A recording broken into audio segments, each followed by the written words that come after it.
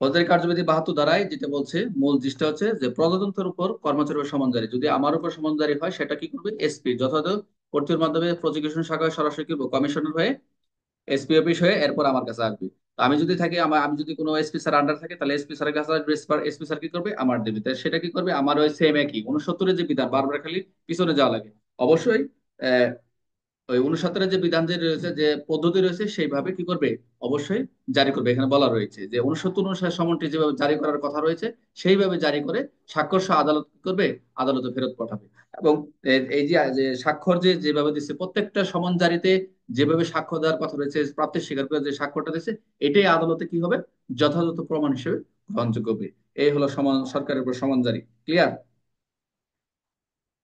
অর্থাৎ আমি আরেকবার বলছি, সরকারি কর্মচারী সমান জারি করতে হলে অবশ্যই তিনি যে পর্যন্ত সক্রিয় চাকরি যিনি নিযুক্ত আছেন, বা আমি যেখানে সক্রিয়ভাবে চাকরি করতেছি সেখানে সমান আদালতের সাধারণ অবস্থায় যে অফিসে কর্মরত রয়েছি বা রয়েছেন, তার প্রধান কর্মকর্তার নিকট অবশ্যই যে এসপি কমিশনার যেখানে যেভাবে আছেন, ওসি অফিসার ইনচার্জ যেটাই বলুন না কেন, অবশ্যই কর্মকর্তাকে ওই 69 ধারার যে বিধান রয়েছে, পদ্ধতি রয়েছে, সেভাবে কি করবে? সমন জারি করবে।